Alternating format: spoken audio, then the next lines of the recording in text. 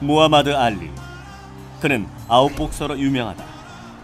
상대에게 돌진하지 않고 사정거리를 유지하며 긴 린치를 이용해 가볍게 잽을 날린다.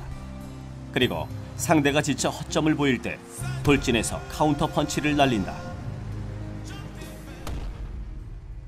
2008년 들어선 미국의 오바마 행정부의 대북 정책을 아웃복싱에 비유하기도 한다.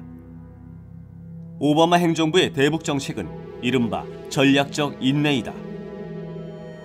북한과의 협상과 대화보다는 봉쇄와 압박을 강화한다는 정책이다. 그러나 이것은 북한에 대한 핵공격 계획의 취소를 의미하지는 않는다. 클린턴 정부에서 오바마 정부에 이르기까지 미국은 한 번도 북한에 대한 핵공격 계획을 바꾸지 않았다. 이 전략적 인내라고 하는 이것이 다시 말하면 북한이 어떻든 변화가 될 거를 기대하고 기다렸다는 뜻인데, 압박을 가하면 북한이 어려움을 당할 것이고, 어려움 당하면 아프고, 아프면 결국 북은 이제 정말 붕괴할 것이 아니냐. 그러나 북한은 붕괴하지도 변화의 길을 선택하지도 않았다. 오히려 오바마 정부가 더 이상 전략적 인내를 할 수 없는 상황으로 몰고 간다.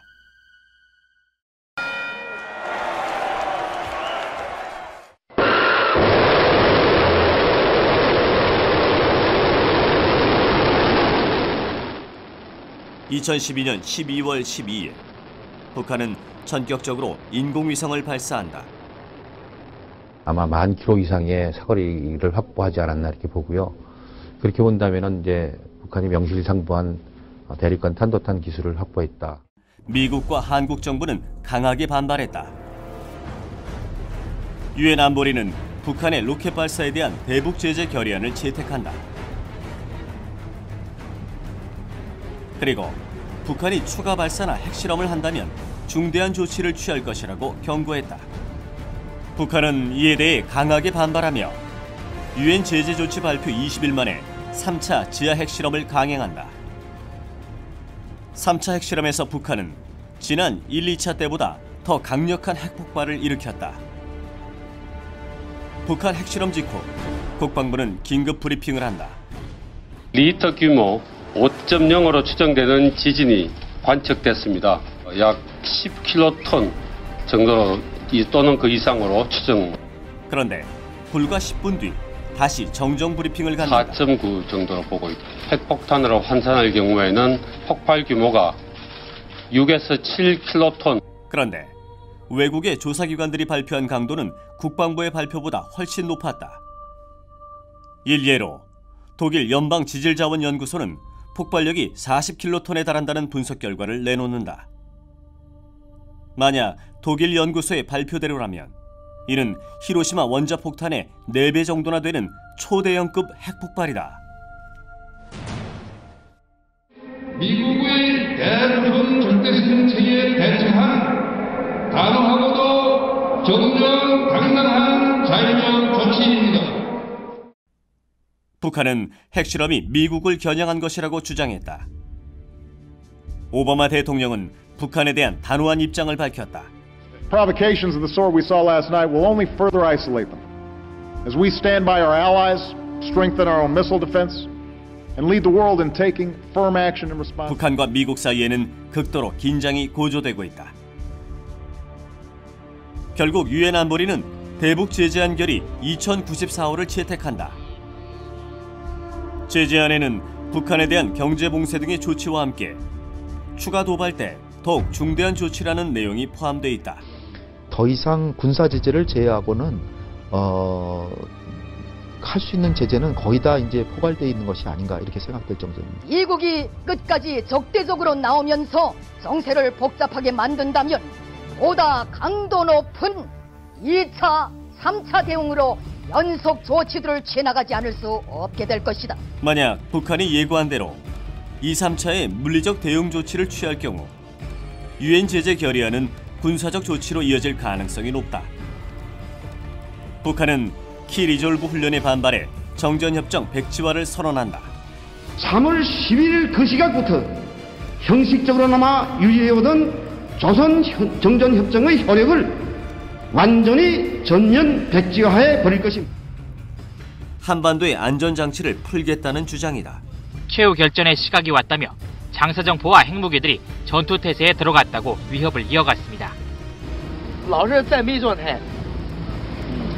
미국은 키리졸브 훈련에서 핵폭탄을 투여할 수 있는 B-52 폭격기와 핵미사일을 장착한 핵잠수함을 출동시켰다. 그리고 북한은 무인 타격기를 실전 배치하는 등 한반도의 전후는 최고조에 이른다. 한국전쟁 이후 북한과 미국 사이에는 여러 차례 충돌의 위기가 있었다. 지금까지는 위기의 순간 극적인 대화를 통해 사태를 수습해왔다. 그런데 2013년의 위기의 양상은 과거와는 다르다. 우선 북한과 미국 사이에는 서로에 대한 신뢰가 무너졌다.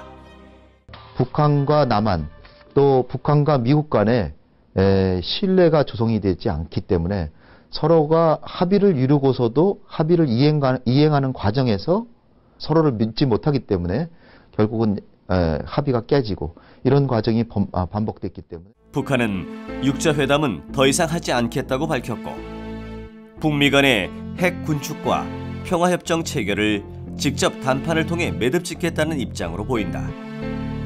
문제는 미국 입장에서 북한과의 평화협정 체결은 결코 쉽지 않은 선택이다.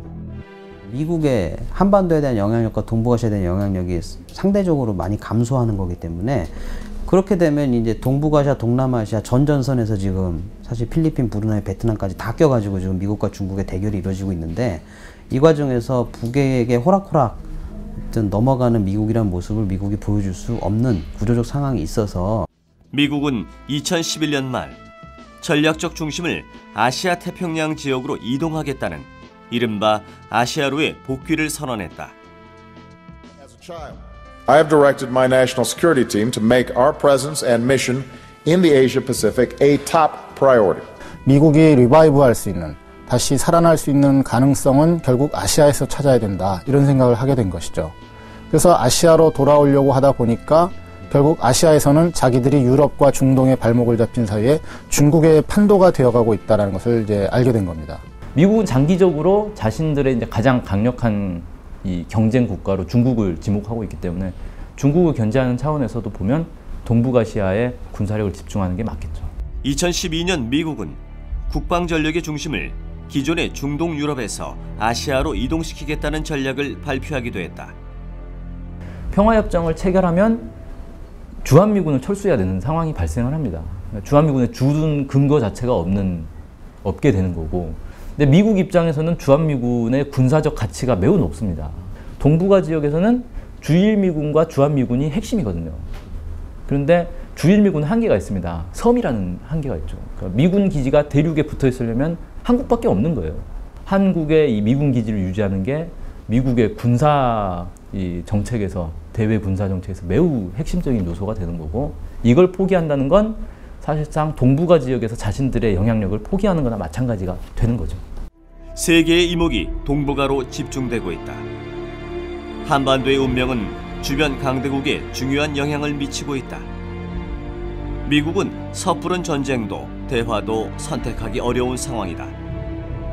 오늘의 현실은 우리에 대한 미국의 적대시 정책에는 말로써가 아니라 힘으로 맞서야 하며, 하지만 북한의 공세가 너무 강하다. 대화가 근본 요구인데요. 3단계 들어와서는 대화와 전쟁 중에 양쪽을 택하라는 요구인 것 같습니다. 그러니까 사람들이 되게 해석하기에 그냥 북은 근본적으로 대화를 요구한다고 생각해왔는데, 전 2단계까지는 그게 타당하다고 보는데, 2013년 이후 변화된 정세에서 북한은 실질적으로 군사적 대결에 대한 것들을 상정하고 있는 거죠. 어떤 방식으로든 미국과의 관계를 풀지 못하면 북한은 경제 성장도 체제 안정도 어렵다고 판단한 것 같다. 현재 위기가 심각한 또 다른 이유는 북한과 미국 관계뿐만 아니라 남북 관계가 최악의 상황이라는 점이다. 과거 부시 정부 시절 북미 간의 긴장이 고조되는 상황에서도 남북 관계가 북미 간의 충돌의 완충 역할을 해왔다. 지나온 날들을 우리가 이렇게 생각해 보면 피스 프로세스를 만들어내서 그 피스 프로세스에 의해서 남북 정상회담, 북일 정상회담, 그 다음에 북미 고위급 회담, 이런 것이 열리고 당시에 클린턴 대통령이 방북하는 것까지 계획이 이루어졌었던 것이죠. 이것이 결국 아주 중요한 이 합의상이고 진행이었는데 이 당시 그 피스 프로세스에 사실상 기한을 하고 그 안을 제안하고 이걸 추진했던 추진 동력은 한국 정부였습니다. 그러나 지금은 북미 관계 이상으로 남북 관계가 험악하다. 조선반도에는 당장 핵전쟁이 터질 수 있는 극히 험악한 사태가 조성되고 있다. 북한은 전망이 없는 불량 국가로 도발하면 초기에 미사일로 적의 맥을 끊어야 한다고 말했습니다. 우리 군은 도발 원점과 도발 지원 세력은 물론 그 지휘 세력까지 강력하고 단호하게 경쟁할 것입니다. 분명히 전쟁을 감수하고라도 선제타격 할 거다 이 말씀입니까? 예, 그렇습니다. 2004년에 미 국방부에서 공개한 한반도 핵전쟁 시뮬레이션 영상이다. 2004년에 공개된 미국 국방부 기밀 문서에는 이른바 한반도 핵전쟁 시뮬레이션 자료가 포함되어 있습니다. 폭발 지점으로부터 반경 1.8km 내의 모든 물질은 순식간에 녹아서 증발해버리게 됩니다. 실제로 핵폭발이 일어날 경우 시뮬레이션에서 가정하지 않은 가스 저장소, 주유소 등의 폭발과 화재로 인한 피해, 파편에 의한 피해까지 고려하여 더 많은 사망자가 발생할 것으로 예상하고 있습니다. 시뮬레이션 결과는 지금껏 우리가 생각하지 못했던 한반도 핵전쟁의 결과가 얼마나 참담한지를 보여주고 있습니다. 현재 2013년의 전면전의 피해는 상상을 초월한 참혹한 결과가 예상된다. 단거리 미사일 발사를 한달지 연평도급 이하의 그런 인명살상을 배제하는 차원에서의 그 무력 시위의 가능성은 있다라고 봅니다. 전면전까지는 가지 않을 것이라는 예상도 있다. 실제 북한 군사력 수준이 세계 최고의 군사력을 가진 미국과의 전쟁을 할 수 있을 정도는 아니라는 주장이다. 북한의 군사력 수준은 어느 정도인지 확실히 알려져 있지 않다. 북한은 오래전부터 미국의 공격에 대비해 주요 군사시설들을 지하에 만들어 북한의 군사력을 정확히 파악하기가 어렵다. 평양 시안에 갱도가 그렇게 많다는 게 고미줄처럼 돼 있어요. 예, 전철은 간단하지만은 그 주민들들 모르는 갱들이 얼마나 깊이 들어가 있는지 몰라요. 북한에 저기 뭐 군수공장은 몽땅 갱도예요. 일체 다 갱도이고. North Korea is like a spoiled child. North Korea is a danger to the world. What would North Korea possibly hope to gain? What will be the next step? What is it that they want? What are they preparing for? 북한이 미국 본토를 침략한다는 헐리우드 영화와 게임이다. 영화와 게임에 나온 북한의 미국 침략 시나리오는 북한이 EMP탄이 장착된 ICBM을 발사, 미국의 전자장치를 마비시키고 미국을 점령한다는 다소 황당한 시나리오다. 그런데 영화에 나올 법한 이야기가 조선일보에 보도된다. 북한의 EMP탄 보유 가능성에 대한 보도이다. 보도에 따르면 국책연구기관의 한 전문가는 북한이 미 본토까지 다다를 수 있는 ICBM 사정거리를 확보한 것으로 추정되고 여기에 핵폭발을 응용한 슈퍼 EMP 탄두를 실어 날릴 수 있을 것이라고 말했다. 또한 미국 CIA 핵 전문가였던 피터 프라이 박사는 2004년 러시아 과학자들은 북한이 몇 년 안에 슈퍼 EMP 폭탄을 개발할 것이라고 밝혔다고 말했다. 프라이 박사는 미국은 EMP탄의 공격으로부터 회복 불가능할지도 모른다는 주장과 함께 워싱턴 타임스에 기고한 글에서 북한의 EMP 공격은 지금 당장 미국을 파괴할 수 있으며 오바마 행정부는 즉각 행동을 취해야 한다고 주장했다. 예, EMP탄에 대한 관심이 최근 부쩍 늘어나고 있습니다. 이를테면 조선일보의 유용원 기자가 이 보도한 바에 따르면 북한의 2차 조치 무엇으로 예상되느냐라고 했을 때 EMP 공격 내지는 ICBM 발사, 대륙간 탄도미사일이죠. 뭐 그런 것으로 이제 추정하는 기사를 내는 만큼 사실상 이 북한이 과연 EMP 공격 능력을 보유하고 있는가라는 부분이 좀 화두가 되고 있습니다. 이 EMP 효과라고 하는 것은 수소폭탄 폭발 과정에서 나타나는 것이죠. 역사적으로 보면 1960년대에 이미 미국이 태평양상에서 수소폭탄 실험을 했는데 태평양에서 상당히 멀리 떨어져 있는 하와이 섬의 전자장비가 전부 다 먹통이 돼버린 거예요. 그 당시에 이 관련 기술자들은 원인을 파악하지 못해서 원인을 분석하던 중에 남태평양상에서 단행했던 수소폭탄 실험이 하와이의 전자장비를 무력화시키는 원인을 제공했다라는 결론을 얻게 되고 EMP 효과에 주목을 하게 됩니다. In 1994, all of their nuclear facilities, all their nuclear capacity was in one location.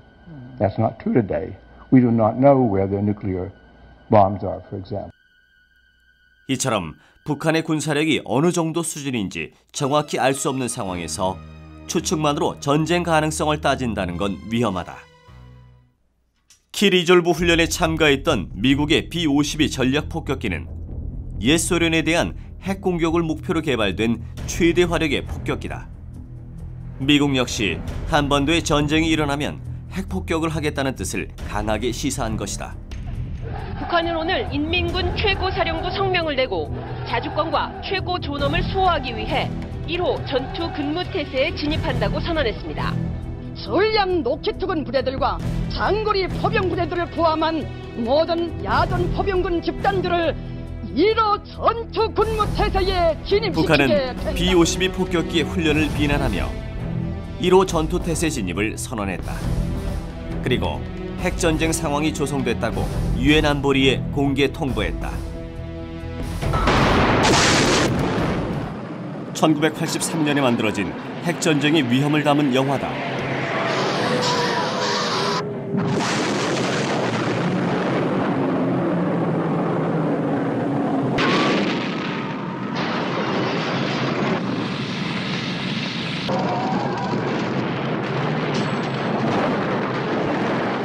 만약 핵무기를 가진 미국과 북한이 전쟁을 한다면 상상조차 할 수 없는 참혹한 결과를 낳게 될 것이다.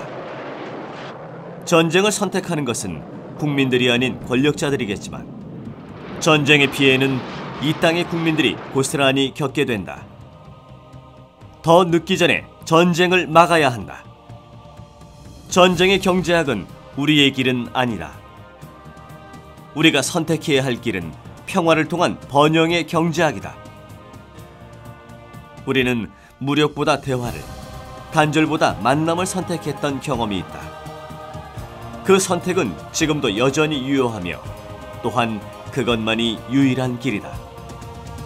전쟁과 평화 사이의 위험한 줄타기, 이젠 끝내야 한다.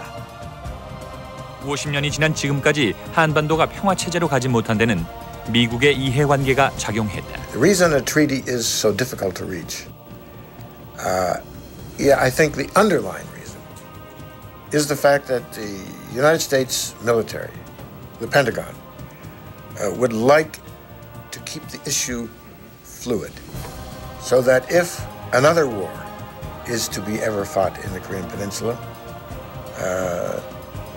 the U.S. forces will still be there.